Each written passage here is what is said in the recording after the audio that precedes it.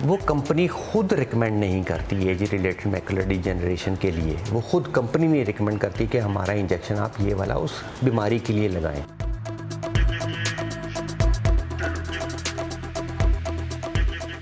SOPs करने चाहिए। इस किस्म के एक्सीडेंट्स होते हैं, लेकिन ज़िम्मेदारी लेनी चाहिए।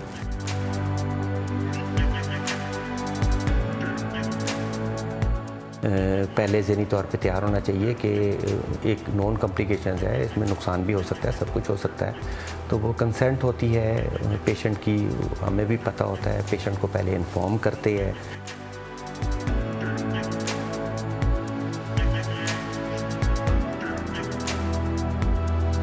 अस्सलाम वालेकुम नाज़रीन, मैं हूं हसनैन चौधरी और आज हम जिस इशू पर बात करने जा रहे हैं वो बहुत ही ज़्यादा जो है वो फैलता जा रहा है। आँखों का इन्फेक्शन जो कि एक शख्स से दूसरे शख्स में जो है वो मुंतकिल होता जा रहा है, जिसके पाकिस्तान भर में मुतअद्दिद केसेस सामने आ चुके हैं। और इसके साथ साथ एक दूसरा जो मसला सामने आया है, जिसमें महकमा सेहत की जानिब से एक कमेटी भी तश्कील दी गई है। एक आँखों का इंजेक्शन जिसकी वजह से जो है वो आँखों की बेनाई जो है वो जाती हुई लोगों की शिकायत मौसूल हुई हैं, जिस पर अभी इंक्वायरी चल रही है। हमारे साथ मौजूद हैं प्रोफेसर डॉक्टर सुहेल सरवीर साहब। अस्सलाम वालेकुम सर। वालेकुम। ये मेजर इशू चल रहा है जिसकी वजह से बेनाई जाने के केसेस भी सामने आए हैं, जिसमें महकमा सेहत ने एक्शन लिया है और एक कमेटी बना दी है जिसको डॉक्टर असद असलम साहब हेड भी कर रहे हैं। ये जो इंजेक्शन आंखों में लगाया जाता है, इसकी क्या वजूहात हैं? ये इंजेक्शन से किस तरह से जो है वो ये इन्फेक्ट कर रही है आंखों? हाँ, इसको मैं आपको बता दूं कि ये जो चीज़ है ना, ये सिनेरियो बिल्कुल अशूबे चश्म से इसका ताल्लुक़ नहीं है। अशूबे चश्म जो है वो चीज़ और है, और ये जो इंजेक्शन लग रहे हैं, ये रूटीन में जो इंजेक्शन लगते हैं, ये हम जनरली दो बीमारियों में लगते हैं। एक तो शुगर के अंदर जो पर्दे के असरात हैं, पर्दे में सोजिश है, उसके लिए वो इंजेक्शन लगता है। और या एज रिलेटेड मैकुलर डिजेनरेशन होती है, जो उम्र के हिसाब से पर्दे के ऊपर सोजिश आ जाती है, उसके लिए इंजेक्शन लगाते हैं।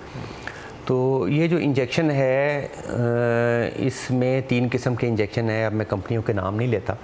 एक तो वो बिल्कुल ही सस्ता सा आता है। वो सस्ता इसलिए आता है कि वो एक्चुअली एक बड़ी वाइल में से छोटा छोटा निकाल के वो तकरीबन उसके अंदर से 25 या 30 इंजेक्शंस छोटे निकल आते हैं, और उतनी छोटी सी अमाउंट जो है वो हमने आँख के बाकायदा अंदर इंजेक्ट करनी होती है। वो निडल लेके ना, वो ये पूरी आँख है तो इसके हमने दरमियान में उसके पूरी आँख के अंदर इंजेक्ट करना होता है।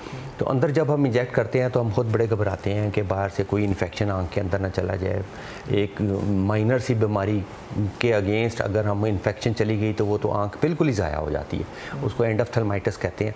वो फिर एक इन्फेक्शन हो जाती है, पूरी आँख की इन्फेक्शन हो जाती है, बड़ा हॉरिबल सिचुएशन होती है और आँख लॉस हो जाती है। तो वो जो इंजेक्शन है वो दुनिया में बहुत ज़्यादा यूज़ होता है, लेकिन वो जो कंपनी है जो सबसे कम जो इंजेक्शन जिस सस्ता भी मिल जाता है, क्योंकि बड़े इंजेक्शन से हम छोटा इंजेक्शन बनाते हैं तो वो आपको 2100 या 2700 रुपए का एक इंजेक्शन पड़ जाता है। और फिर उसके बाद जो है वो डॉक्टर है, उसका अपने कंसल्टेशन में फ़ीस है। वो जो इंजेक्शन है, सरप्राइजिंगली मैं भी प्रैक्टिस के अपने दौरान काफ़ी इस्तेमाल करता रहा हूँ। वो कंपनी खुद रिकमेंड नहीं करती एज रिलेटेड मैकुलर डिजेनरेशन के लिए। वो खुद कंपनी नहीं रिकमेंड करती कि हमारा इंजेक्शन आप ये वाला उस बीमारी के लिए लगाएं। लेकिन दुनिया में, सिर्फ पाकिस्तान की बात नहीं है, बाहर के मुल्क में भी, सारे मुल्कों में भी वो भी इस्तेमाल होता है। लेकिन मेरे अपने तजर्बे में ये हुआ कि कुछ मेरे पेशेंट्स जो थे वो रेजिस्ट कर रहे थे, वो उस इंजेक्शन से ठीक नहीं हो रहे थे। तो इसके मुकाबले में जो इंजेक्शन हैं, जो प्रॉपर रिकमेंडेशन है कि जी आप ये वाला, वो बहुत एक्सपेंसिव है। वो इस वक्त भी एक इंजेक्शन जो है वो 1 लाख रुपए का रिटेल प्राइस उसकी है। तो वो चूँकि महंगा बहुत है, तो वो 6 से 8 पेशेंट्स को मैंने फिर जब उसमें कन्वर्ट हुआ, तो जब कन्वर्ट होने के बाद फिर मुझे अंदाज़ा हुआ कि वाकई वो जो पहली कंपनी है वो क्यों रिकमेंड नहीं करती, क्योंकि जो प्रॉपर इंजेक्शन है उसका रिज़ल्ट बहुत अच्छा है। तो उस वक़्त से आज तक तकरीबन कोई 10-15 साल हो गए हैं मैंने वो छोटा इंजेक्शन इस्तेमाल नहीं किया है। इसका मतलब है कि सस्ते के चक्कर में जो है वो जो सस्ते में आँख ज़ाया होने का वो बन जाता है। और इसकी क्या, उसको अगर शिफ्ट करते हैं तो उसकी क्या रिकमेंडेशंस हैं कि कैसे शिफ्ट होना चाहिए? देखते एक तो ये है कि वो जो प्रॉपर फार्मेसी में उसको आप करें मेंटेन, उसकी सैलिडिटी मेंटेन करें। और फिर उसके बाद जब आपने इंजेक्शन लगाना है तो उसकी जो है उसके SOPs वो सारे मुकम्मल करें, क्योंकि दो तरह की इन्फेक्शंस हो सकती हैं। एक तो या वो इन्फेक्शन जो है वो इंजेक्शन के थ्रू या एम्प्यूल के थ्रू आई, वो जनरली कम होती है। दूसरी जो ज़्यादा इन्फेक्शन है वो ये है कि पेशेंट की अपनी आँख से जो जरासीम है बाज़ औक़ात वो बाहर वाला जरासीम अंदर चला जाता है। वो जब अंदर चला जाता है तो वो इन्फेक्शन करता है। इसको स्टेफिलोकोकस एपिडर्मिडिस है वो बहुत ज़्यादा कॉमन है, और 80% चांस यही होता है कि पेशेंट का अपना जो बैक्टीरिया है वो आँख के अंदर चला जाता है, तो वो ग्रो करता है, तो वो इन्फेक्शन करता है। हमारी बॉडी जो है वो एक सिम्बायोसिस में चलती है। सिम्बायोसिस में ये है कि हमारे बहुत सारे बैक्टीरिया हैं जो हमारे जिस्म के मुख्तलिफ हिस्सों में वो नॉर्मली होते हैं, लेकिन वो अगर हमारे हाथ का इन्फेक्शन या हमारे थाइस का या लेग्स के अंदर कोई बैक्टीरिया है वो किसी और जगह पे जाएगा तो वहाँ के लिए वो इन्फेक्शन काज कर सकता है। तो इसी तरह जो हमारे आई की सरफेस के ऊपर जो बैक्टीरिया हैं वो आई के अंदर जाके जो है वो बिल्कुल सीन उसका तब्दील हो जाता है, तो वो आँख के अंदर इन्फेक्शन कर सकते हैं।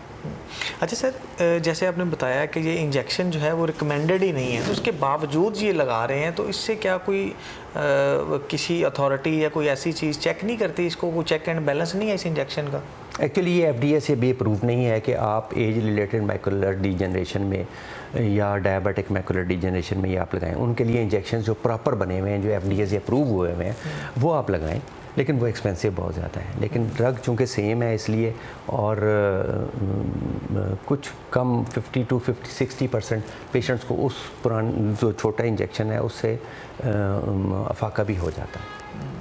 मतलब इसका मतलब आँख ज़ाया होने के चांसेस 40% हैं इसमें, या रिएक्ट करने के चांसेस? नहीं, इतने नहीं है, वो बहुत 1 to 2% से भी कम है चांसेस। तो अभी ये जो इन्फेक्शन हुआ है इसमें क्या आपको लगता है क्या रीज़न हो सकती है? कि कन्वर्जन में कोई मसला हुआ है, बैक्टीरिया गया है, या क्या जो वो पूरा बैच था वो पूरे मुख्तलिफ शहरों में जो है ना वो इस तरह के केसेस आ रहे हैं? अब वो होता रहता है, वो इसमें तो इन्फेक्शन उसमें भी हो सकती है, ड्रग में भी हो सकती है, वो एक नॉर्मल प्रोसीजर होता है, उसमें कोई नहीं है। हमारा बाजू का तो ऑपरेशन थिएटर की इन्फेक्शंस होती हैं, ये रिटर्न है।